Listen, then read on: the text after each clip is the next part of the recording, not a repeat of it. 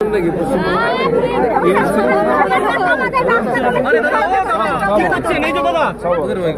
व्यापार क्या हो गया मतलब हम तो मीडिया वाले हैं तो हम एक क्यों दीजिए मुंह में क्यों घुसा रहे हो इसको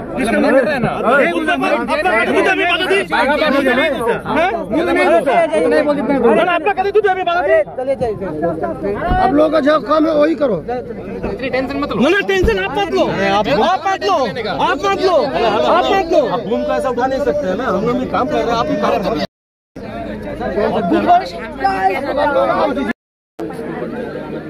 জানি ছিল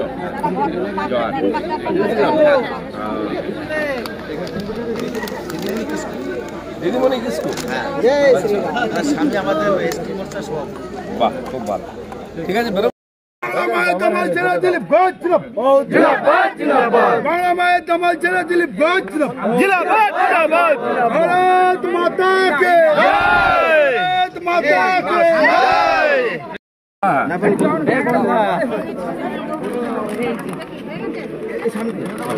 बांग्ला माए दमल चला दिलीप घोष जिंदाबाद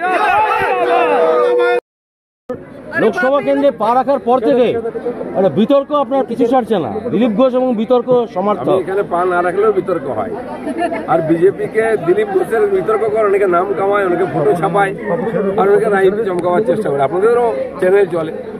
দিলীপদা, আলুবালি যে আপনি কথাই বললেন যে খুব অল্প ভোটে জিতছিল, সেই অল্প ভোটটা তো বেশি চ্যালেঞ্জ হয়ে যায়, মানে চ্যালেঞ্জিং জায়গা আপনাকে দিয়েছে। বাড়াবার জন্য আমাকে দায়িত্ব দেওয়া হয়েছে। আর এইসব কর্মীরা দেখছেন মায়েরা কেমন দুপুরবেলা চলে এসছেন, তারা বাড়াবেনি সেই জন্য এসছেন। কি আলুবালিয়াজির বিরুদ্ধে অভিযোগ যে উনি আর আসেননি, মানে খুব কম এসছেন মানুষের কাছে। কম এসছেন, মাঝখানে করোনা গেছে, আমি তাকে না বলেছিলাম আপনি আমাদের বরিষ্ঠ সদস্য, করোনা চলছে, যতক্ষণ না সব ঠিক হয় আপনি আসবেন না।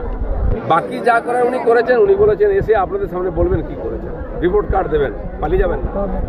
বিভিন্ন সমীক্ষাতে দেখা যাচ্ছে যে এই বর্ধমান দুর্গাপুর লোকসভা কেন্দ্রে বিজেপি অনেকটাই পিছিয়ে আছে তৃণমূলের থেকে। এবার একবার সমীক্ষা আপনারা করুন, ওপিনিয়ন পোল দেখে নিন। তখন তো কেউ ঠিক ছিল না ক্যান্ডিডেট, এই সপ্তাহে ওপিনিয়ন করুন, আমরা 5% এগিয়ে যাবো। কীর্তি আজাদ বলছে নো বলে ছক্কা মারতে এসেছি, জীবনে পড়া ছক্কা মেরেছে।